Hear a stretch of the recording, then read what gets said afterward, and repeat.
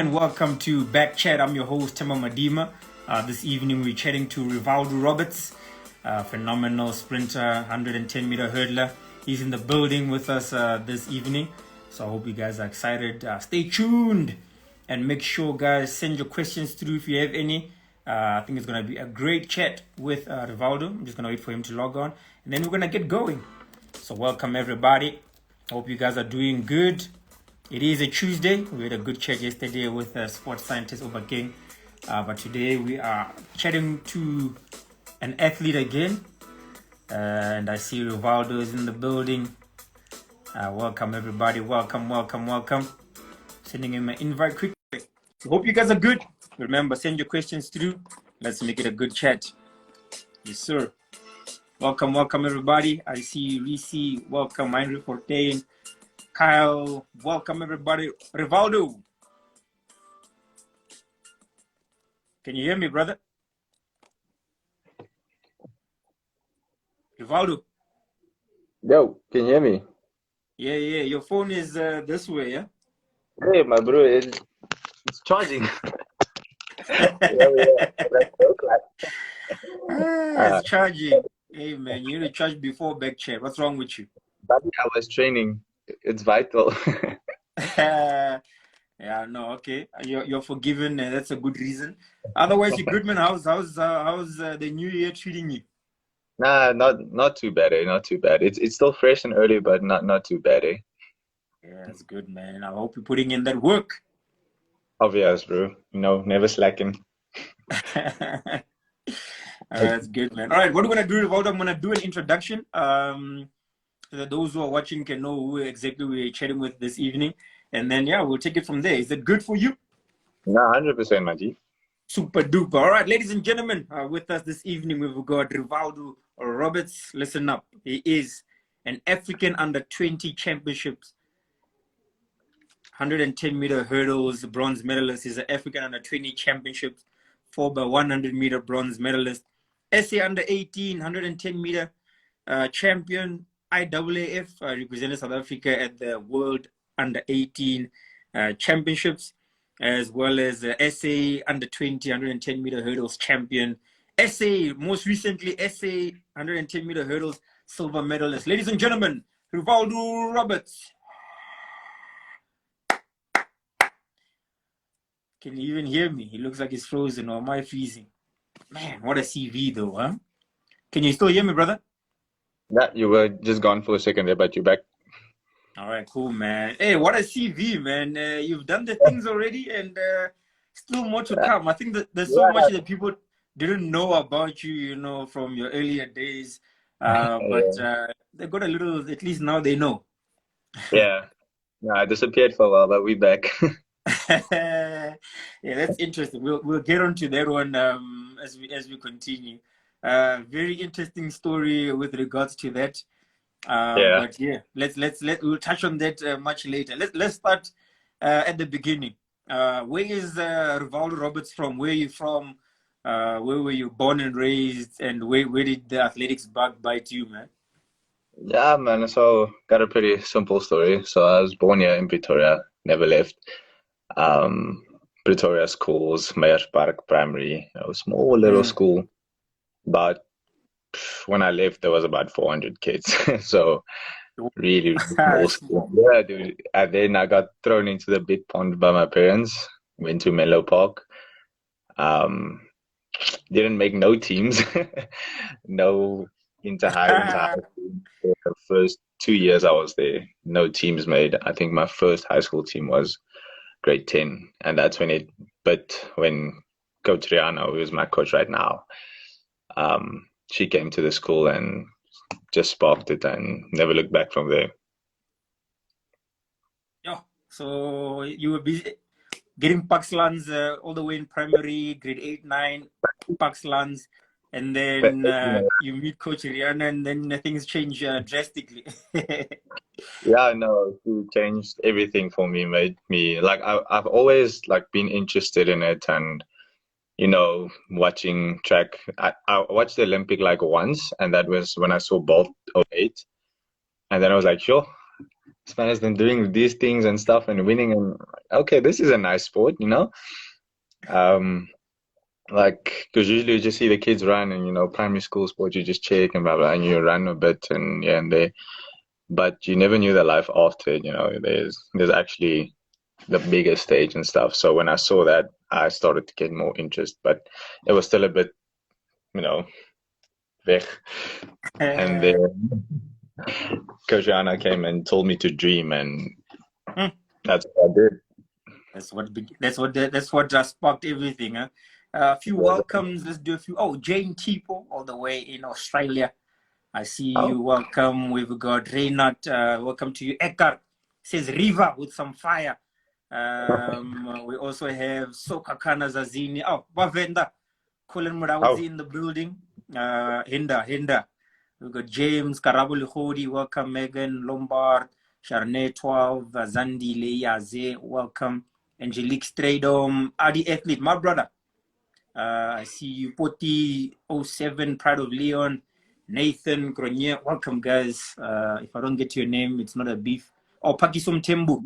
The running distance machine is in here as well. So welcome to you guys as well. Okay, so Rivaldo, so we've established the beginning. Pretoria, small school, you move to a big school, you find your feet as you get to your coach. At what point did you think, all right, it's obviously grade 10, you're still starting out with the training and athletics and so on. Was it an instant thing where you instantly improved and you could see it's going to happen? And at what point do you start seeing, okay, maybe there's potential for me to go further? So in grade 10, I got clapped so many times. I mean, I was being won by like 2-3 hurdles, and hurdles are 9 meters apart, so that's a gap. And but the dream was still there, and I remember at grade 10 AGN champs, I got like dead last. And I'm crying, and my coach said, "This is a good thing because you wanted then." So the next year I was grafting, or going into the next year I was grafting, and yeah, I just said to myself, like, no one's going to stop me from making this world youth team. My times didn't show it. I was running 15.2s and stuff, so like my times did not show nothing. And then just one race, and this is something my coach always says, it takes one race. And that's what happened for me. I got one race and just dropped from like 15.2 to like 15.4, and then 14.4, and then 14.1, 14 O's, and then 13 within like 2 months. So I was like, okay, so I can start, looking. And then that was my first national champs, and I won it that year. So then I said, okay, there is something. There's a biki itzy in the tank. So biki itzy. So obviously, you're coming from not winning all the time. Now you're SA champ. What's going on through your mind at that stage? Is it what type of emotions do you have, or is it not such a big deal at youth level, or what? For me, it was, I don't know what I felt. It was joy, but it was like disbelief. I was crying. I was happy because as you said, it came from winning nothing, getting clapped race after race, and to being the best under 18 SA, just like that. It kind of took a while to, settle in and like, okay, this is it, but after I kind of embraced it, I took that like a badge of honor for that while, and said, okay, I can do this. I am the best under 18 for at least the year of 2013, and no one can take that away, So, I guess it was overwhelming at first, but then once you kind of accept it and you see, okay, after watching the video for like 100 times, and you're like, yeah, that is really me. It kind of just like it's stuck, and that feeling I just wanted again and again and again, because it is a really nice feeling. Yeah, so obviously youth under 18 as they call it now. Those are athletes 16 to 17 years old. Stepping up into the junior ranks, you must have obviously found that smooth, coming from, you know, a high of being SA champ, moving into junior. How was that move? And then we'll get into the big move, which is the now swimming with the hyenas. Yeah. So no, that move was I don't know. It wasn't too bad for me because I guess I'm a competitor by heart. So I don't really take a backward step in that regard. So, but I knew I had my work cut out for me because the guy who was still running was the SA record holder at that time, and then it was his last junior year. So I was like, yeah, it's going to be a battle. But you know, it was a good year. The school year went pretty smooth. You know, the transition to the higher hurdle was not too difficult for me. And then, yeah, that nationals, I came second, and I can honestly say that was probably one of the second places I was most happy with, because I know I laid it all on the track, and it was against the SA record holder, so I really didn't mind it. But it also showed me that I need to work way harder than I did, because there's another level. You know, we get so caught up in being at the same level, you know, just chilling here, being okay there, being the best here, but then you go to that level and you see, okay, there's people better, so now you got to step it up another level, and there's always a level to climb, always a higher mountain. So I learned that pretty quick. Yeah, of course. So then junior level, obviously under 20, you did finish second at SAs, but Africa Champs comes, it's a year later, no? Yeah, that was a year later, yeah. Year later, again, now you're the oldest junior.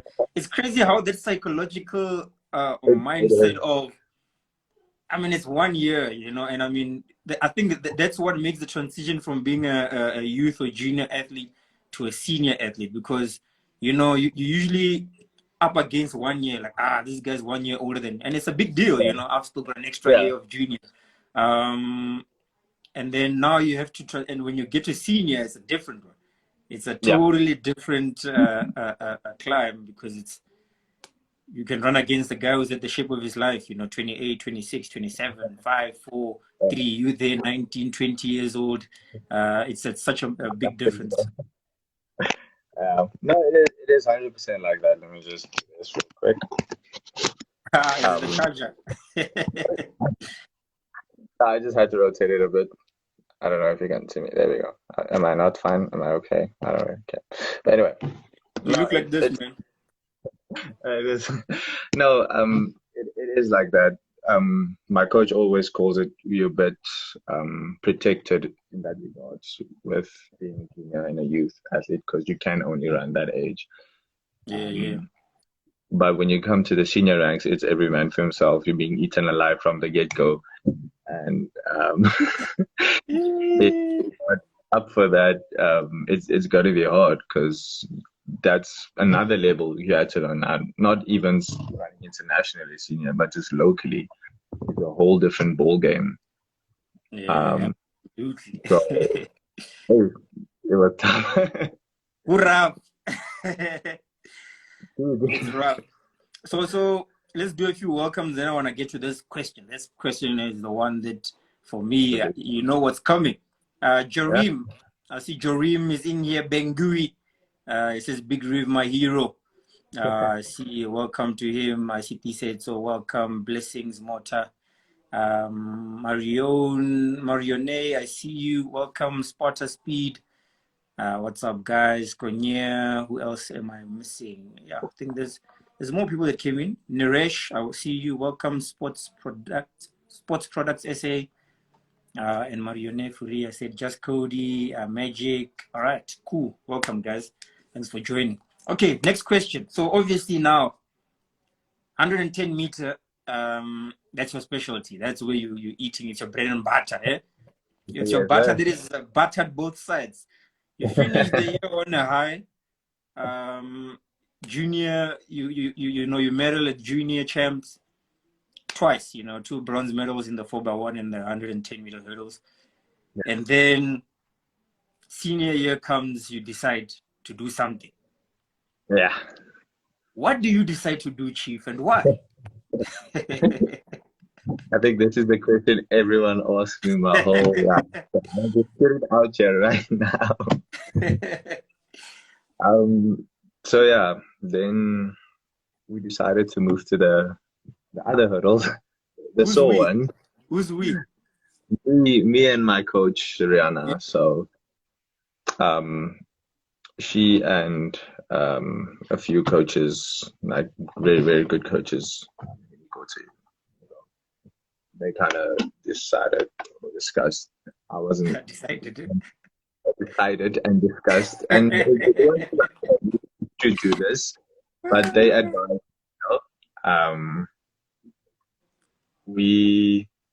okay, I'm not the tallest, so we got that established. And they said I have a good rhythm, I have a relaxed running style, so try the 4. And I kind of took a while, and then it's like right before nationals, actually, I decided, okay, we're gonna do it. This is gonna be my last 110 hurdle race. Yeah. Finished it off on a high, won that nationals and stuff, and then I was like, all right, we're hanging up the short sprint spikes and we're going to the lactic. We gotta get the lactic, and my coach also told me that she won't be able to coach me because I need to go into a senior group to learn, grow in the sport, and she felt kind of that being in a junior group would kind of hold me back. So I was let go. Hey, this guy. Yeah. Ermarenik at the time with LJ Van Zyl, Kurt Kuta, Wenda now. Big dogs, hyenas. So I was tossed into the lions den right there, and they were not like, no, it's still fine. No, they treated me like athlete. It was hard. It was really hard. They bullied me, but in a good way, Yeah.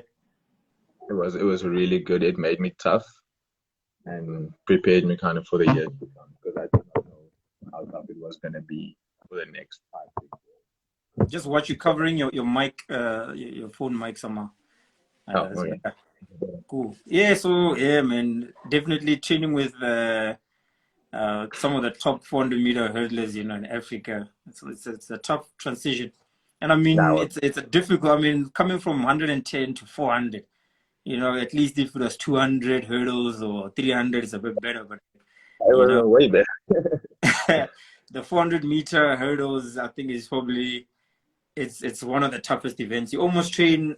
They train, like if I look at 400-meter hurdlers, they train closer to 800-meter distance in a way in the sessions. Yeah. Obviously not as much morning runs and so on, but yeah, some of the load is quite intense, so to move into that is difficult.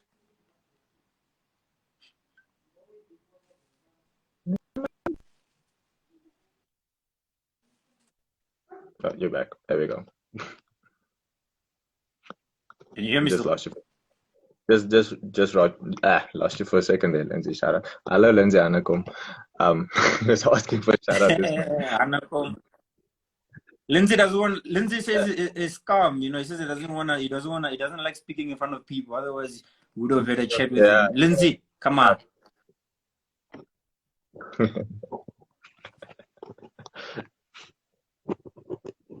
So yeah, no, it was really. Yeah, I can hear you, man. Can you hear me? You fine?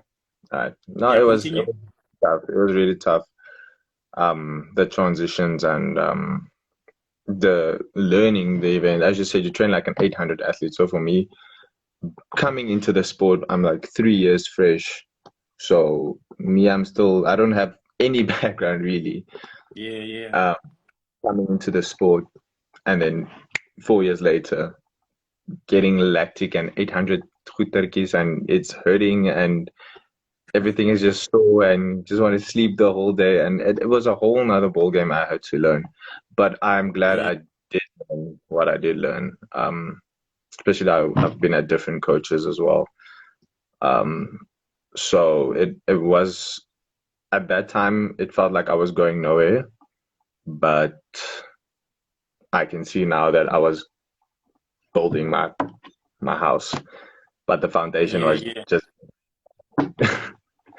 I like that. I like so. that. I like absolutely because there's no wasted work, man. As long as you were under a program and you were learning, developing, gymming, all that stuff, you could only become better. And I mean, five years. It's 5 years. A 5 year gap you took away from your world junior SA champ. To I mean world to African champ bronze to SA champ, and then you Yep. transition. You literally drop everything for 5 years, come back later, and then on your return, what happens? What happens on your return? What's going on in your mind? Do you feel like you still have it? Do you feel like there's a bit of work to do, or does it just come as natural as can be? I can honestly tell you, Tim, it was hard. Like the first few months was hard. Not the training. The training was great Yeah, because now yeah, you 5 years and your training is shorter. So that was beautiful. But the hurdles itself, there were times I did doubt myself where I was like, okay, well, I'm still short. mhm. um, not like I got much taller. I think I grew like 2 centimeters maybe. What's your short? Um, How tall are you? 179. That's not short, man. My guy. Okay, I know This the guy's are guys are tall. taller, but yeah, yeah, Yeah, 179 at least. yeah, no. If I stand on my toes, I'll be over 1.8. Don't worry. Um, but yeah, then the technique is way different than running the lower hurdle. It was, Yeah, especially being short, I had to work on a lot of things, especially my flexibility. Because with the shorter hurdles, you can kind of, or the lower yeah, hurdles, you can kind yeah, of yeah, with a lot of things, and you can you're not exposed as much. But with this, every time you run, you get exposed. Especially when you don't have no height advantage, you get exposed very quickly. yeah, yeah, yeah. So I had to learn that, and it was frustrating. It was really, really frustrating. But I never said, okay, maybe I shouldn't have, you know. Um, then we just worked on it, and then one day I just decided I'm gonna get this. So I started messaging guys who know, Antonio Alcana. He helped me a lot. Yeah. Um, Tian Smith helped me a lot. Like a lot of people just gave input and wanted to see me do better, and that was really positive for me. I think I I irritated them a bit now and then, but um, if you don't gooi the bait, the fish is not gonna bite. So That is true, man. so no, I had to ask them, and especially a guy like Antonio, he's run 13-1-1, so it he has to do something right. So I would ask him a lot of tips and stuff. So it really helped me. It made the process a bit easier because to me and my coach it was new. Yeah, yeah, yeah. So No, we both absolutely. learned. Yeah, But it was great. It was really great. It was a fun journey, and we're still learning. We're still getting better. We're still asking. We're not too smart for everyone. Like we're still asking. We're still getting better. We're an open book. We will tell you if we learn something, if you might not know it, but we will also sit there and absorb like a sponge because at the end of the day, that's the only way you get better. yeah, absolutely, man. It's all about learning, being open to learning as well. Yeah, So that's important. So obviously, yeah, first year back, man. After 5 year absence, you win a silver medal at the SA Championships. I couldn't believe that. So talk about that. I mean, if I look at your season, 2021, the season didn't start that fast, man. It was like 14, what, 14 smang, Yeah, 14 again, yeah, and it's like, yeah, are we coming down or not? You know what I mean? yeah. And it's not happening quickly, and it takes it probably took a lot of discipline, Okay. motivation as well. And then you throw a 13 when it matters most, and you take home some silverware. Yeah. Talk about that, man. How was that feeling of crossing the line and discovering that you seconded the SA champs, after what we can call being in the wilderness Yeah. for quite a bit. No, no, it was. You saw the reaction, and I was ecstatic. But at first, I didn't know what was going on because I saw Tian. He was there, and then didn't see anyone. I just heard feet and stuff. Like I had blinders on what's going on the left side of me, and I dipped, and I knew I was in the medals. Like when I dipped, I was like, okay, I'm medaled. Yes. Mm, But I was so unsure. yeah, Yeah, really? Because it was a high caliber field, yeah, yeah, I yeah, think yeah, one of the best that was in terms of like a group of times that were in one yeah, field. yeah. I just stood there, and then Ruan de Vries came up to me. He's like, "You took second." I'm like, "What?" I couldn't believe that at all. It was a great feeling, and then it kind of confirmed to me that this is it. This is where I need to be. Yeah. Um, I can perform under pressure, and it's been 1 year in a completely new event in terms of what I had to learn and stuff. I had to relearn everything, and I could do that, and that just motivated me a lot, like a lot, Yeah, especially yeah. after so unsure, and as you said, just writing 14 threes, 14 twos, blah blah blah, struggling, just hours and hours watching tape, like what's going on, not knowing anything, and it just come together at the right time. We're still learning, but now we know. Yeah, man. That's how you just gotta stay there, man. And one of the things I believe most about athletics and track and field is that, man, it takes one moment, man, one race, one throw, one jump. That's all it takes, man. And before you know it, the worst year of your life or worst season of your life becomes your best. Like this, man. It's so weird, because it's unfortunately it's a sport that is people don't look at how much you've grown as a person. Oh, he's become so much more mature. He's more Yeah, calm, none of that stuff don't matter. Everybody looks at performance. How fast did you run? Did you win? Did you lose? But along the way, there's so many other things that as an athlete you develop and you grow and all that stuff as well. But it's so much better when it all comes together and it produces the performance that like we say changes your life and so on. yeah, no, 100%. People don't see the whys and the hows and the crying and the doubting and you athlete yourself, all these things. People don't see that. I remember like right before my final, when I was walking from the parking lot to the warm-up area, I saw one of my friends that was with me to Ukraine, Mm. and she was like, "Hey, are you still running?" I'm like, "Eh, Are you still out here? no, okay. Was it that long?" Oh my Uh, goodness. Yeah. yeah, but I understood. I'm like, yeah, I was away for a while, but I had my own process, and God had another path for me to take, and it Yeah. was a hard path, but um, it helped me. It helped me a lot. It made me more mature, as you said. It made me stronger physically and mentally.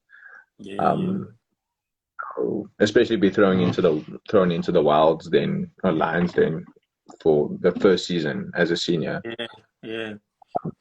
They'd get this because there it's either you back out or you step up. And fortunately, I decided to step up.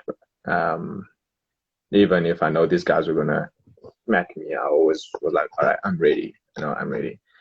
And all those years of doing that, it kind of translated into now where I can line up against these guys and be like, I'm ready. Let's go. Let's go, yo. Yeah. Final shout out. I see Rina Ngwenya is here, the Kish. Welcome, V Kish. I see you, Jesse Perez. I see Lungo Masaku, all the way from Botswana. She's in here as well. Ban Tava, welcome. James Gino, welcome to you as well. Sapalo. 808, Alice, Just, Kesley, Taylor, Rose. So listen, bro, we're gonna have to wrap it up now. I see we've hit our 30-minute mark. A message, man. What message do you have for youngsters, man? You were there, man. You were there as a youth athlete. You still are there, but I mean, like, I'm talking about the youth and junior athletes. Yeah. They come, you come out of youth and junior excited and fired up, but sometimes the process is not always as smooth. I mean, I would say it's smooth because as a senior, you're back on a medal, back on the podium, at a senior level amongst the best in the country. But it wasn't as quick as you maybe thought it would be. Like, what message do you have for them? Just encourage them to keep going. Persistence, man. That is persistence and resilience. That is all you can have. And yeah. I know it's tough, especially when things aren't going right, but just keep on pushing, getting better. Being honest with yourself is probably one of the best things you can do, because then you will points like this. So just be consistent, persistent, and resilient, and then eventually it'll come. Be it in a year like this, be it in 5 years like me. Eventually, it's going to come. But how close you are if you're just going to stop because things aren't going right for a few seasons.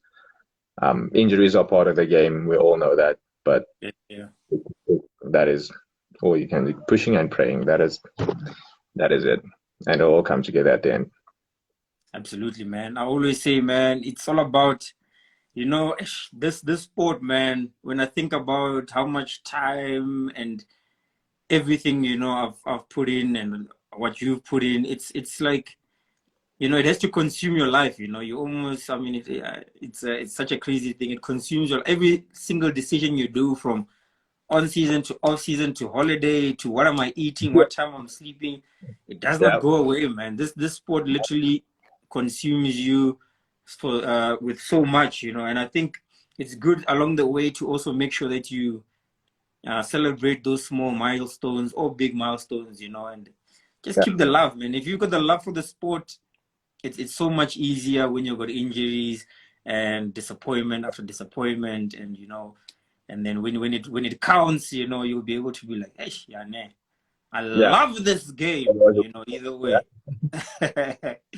No, 100%, about 100%. You just, as you said, keep the love for the sport, and because you have to love this, because it can be very tough. So keep the love and keep it fresh. Celebrate the small little jump PB, the new spike. Celebrate all of them. Just. I like it. That's it, man. That's good advice. Celebrate those hand time PV, celebrate those clean, those bench, celebrate it all, man. I see Kono, Edwin Fredericks has just jumped in here as well. But yeah, thanks a lot, man. I see Gino Sapalo. He says, good interview, stepping into the senior game this year. Your words will help a lot. Big ups. That's what it's all about, man. I see Maseko Sisele says, you are a beast, bro. Inspired. That's what we want to hear. So yeah, man. Any message to those who are watching, just to wrap it up, and then we are out of here? I'm just saying good luck for the season. Just as I said, work hard. If it doesn't go right in one race, it'll go right the next, and if it doesn't, just go on to the but keep just wanting to be better in everything, like not even just track, just improve yourself as a person as well, and that would be great. All right, man. Super duper. Thanks a lot to everybody who watched this evening. Thanks for watching, Rivaldo. Thanks for making time, man. I appreciate it. I know many more things are coming, man. Your energy, your positivity, your drive, persistence, resilience, patience. It's only gonna start paying off now, even more than ever. So yeah, keep at it, man. Keep working, and we'll Thanks, catch up soon. thanks, buddy. Good luck to you today. Thanks, man. To everybody who's watching, thanks for watching, guys. That is the end of the chat. We had Rivaldo Roberts with us. I hope you enjoyed it. If you had a question or two, thanks for asking. If you didn't ask, I don't know what is wrong with you. But anyways, we'll be back again next week. So stay tuned in. Tomorrow we got a podcast. So tune in to that tomorrow on YouTube at 6 o'clock. We'll be chatting to Coach Paul Horis. So yeah, stay tuned in, guys. See you again soon. Take care and God bless. Nda.